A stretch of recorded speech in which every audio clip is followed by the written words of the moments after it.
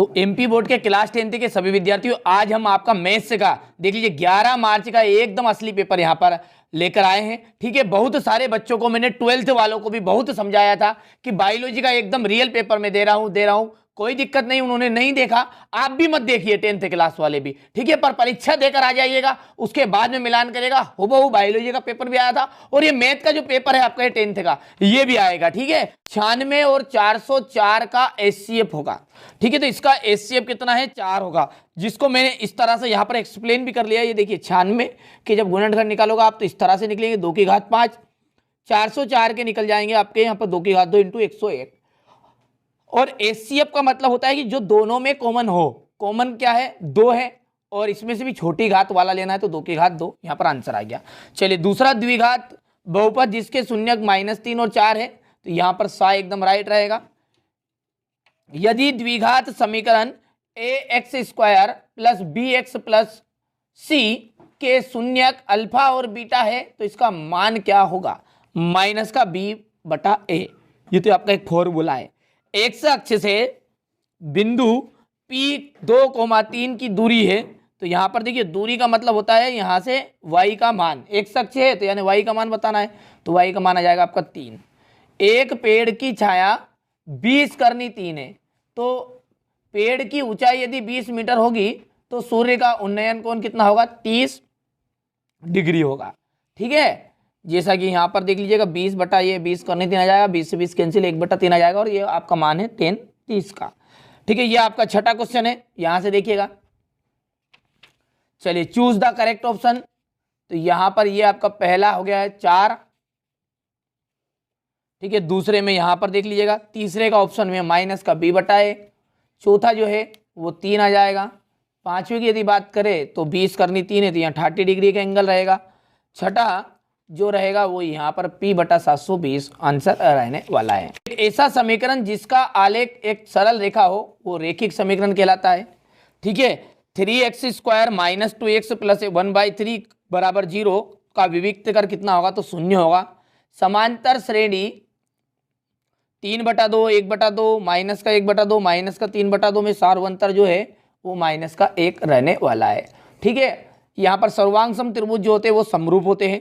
किसी बिंदु की y अक्ष से दूरी x निर्देशांक कहलाएगी। स्पर्श बिंदु से जाने वाली त्रिज्या स्पर्श रेखा पर क्या होती है, लंब होती है। यहां पर देख लीजिएगा यही आपके रिक्त स्थान है। जोड़ी की यदि बात करें तो पहले का मिलान आप करिएगा पाइथागोरस प्रमेय से। मूल बिंदु से x, y के बीच की दूरी, ठीक है, यहां पर दूसरा आ जाएगा। तीसरा जो है sin 55 माइनस cos 35, तो ये आपका जाएगा 0, और 1 प्लस कोट स्क्वायर का जाएगा कोसेक स्क्वायर, tan 45 का मान है 1। शंकु का जो आयतन है वो आपका रहेगा 1/3 πr²h। ठीक है, इसके बाद में यहां से सही जोड़ी है। पहला जो है इसका मिलान पाइथागोरस प्रमेय से, दूसरा यहां पर है, तीसरा जो रहेगा ऑप्शन वो 0 रहेगा। चौथा है 1 प्लस कोट स्क्वायर इक्वल रहेगा कोसेक स्क्वायर थीटा। tan 45 की यदि बात करूं तो इसमें 1 हो जाएगा इसका वैल्यू ऑफ कॉर्न। ठीक है, तो यहाँ पर इसका 5वें का आ जाएगा आपका, ये छठे का आ जाएगा आपका, यहाँ पर देख लीजिएगा ये। ठीक है, वो 1/3 πr²h।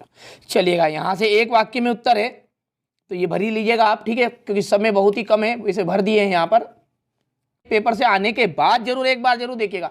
ठीक है, 4 तरह के पेपर में बता रहा हूँ, चारों पेपर में रियल पेपर फंसा हुआ है। अब यहाँ पर सामने स्पष्ट नहीं कहूंगा कि कौन से पेपर में। ठीक है, एमपी बोर्ड की नज़र से बचने के लिए थोड़ा बहुत तो हमें भी कुछ टेक्निक लगानी पड़ेगी भैया। ठीक है, अब जिसको जैसा लगे वैसा कर लीजिएगा। ठीक है, यहाँ से देखिए सत्य सत्य है, ये आपके 5वां है। छठा जो है 156 के अभाज्य गुणनफलों के गुणनफल के रूप में व्यक्त करना है, ये एचसीएफ है। ठीक है, यहां पर देखिए क्वेश्चन नंबर 7, ये रहा आपका क्वेश्चन नंबर 8। ठीक है, ये 9, क्योंकि इन सबका सॉल्यूशन मैं पीडीएफ के द्वारा अभी दे रहा हूं आपको। ठीक है, ये क्वेश्चन नंबर 9 हो गया आपका। ये क्वेश्चन नंबर आपका 10, क्वेश्चन नंबर 11, ये क्वेश्चन नंबर आपका 12, 13, 14।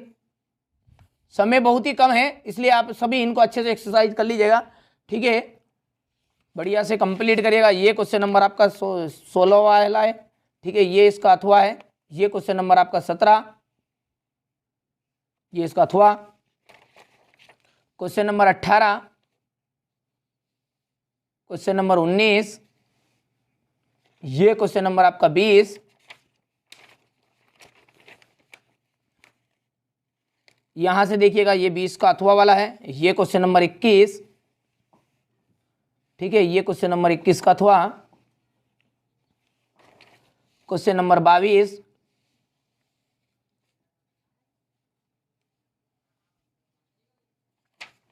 इसके बाद में ये क्वेश्चन नंबर आपका 23, ठीक है, ये क्वेश्चन नंबर आपका 23 है। ठीक है, तो ये सेट ए बता दिया है मैंने, सेट बी भी आपको बताऊंगा, देख लीजिएगा, सेट सी भी और सेट डी भी पर, लेकिन अगले वीडियो में देखेंगे। ये सेट ए जो है इसका सॉल्यूशन हम अच्छे से अब देखते हैं। ठीक है, पीडीएफ के सहारे में दे रहा हूं, तो चलिए अब पीडीएफ पर हम अच्छे से समझ लेते हैं। चलिए, तो यहां से देख लीजिएगा आपका जो मैंने सेट ए, ठीक है, एमपी बोर्ड का जो आपका पेपर है उसका सेट ए का यहाँ पर पहला क्वेश्चन जो है, मैं 156 को अभाज्य गुणनफलों के रूप में व्यक्त करिए, इसका पहला क्वेश्चन यहाँ पर देखिए, बढ़िया से कंप्लीट कर लीजिएगा। ठीक है, यहाँ से स्क्रीनशॉट के माध्यम से आप इन्हें अच्छे से नोट्स में, या फिर आप तो नोट्स बनाने का समय नहीं है, आप तो इसी को, ठीक है, स्क्रीनशॉट के माध्यम से कंप्लीट कर लीजिए, समझ लीजिएगा। ठीक है, आपके पास अंतिम मौका है मैथ्स में टॉप करने का। ठीक है, यही प्रश्न आएंगे आपके लिए, मेहनत करके यहां पर देख लीजिए, पहले नोट्स तैयार करवाएं जल्दी जल्दी। ठीक है, सारी चीजें दे रहा हूं, जिसके बाद भी आप नहीं पढ़ोगे तो फिर आपकी मर्जी है।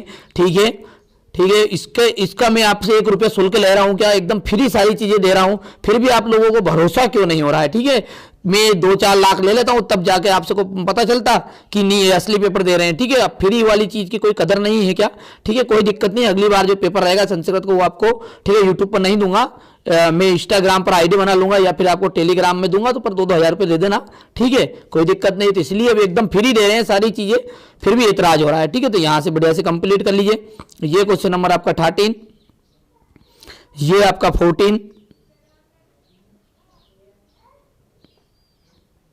यहां से देखिए ये क्वेश्चन नंबर 15 आपका,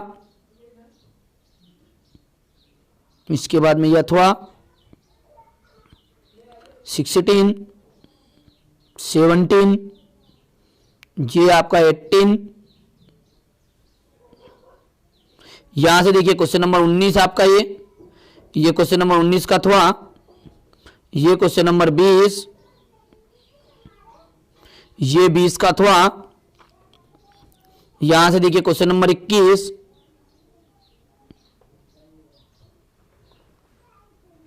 इसके बाद में ये यहां पर ये आपका क्वेश्चन नंबर 22 और ये आपका क्वेश्चन नंबर 22 का अथवा।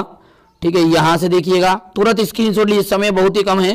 ठीक है, ये क्वेश्चन नंबर 23 आपका,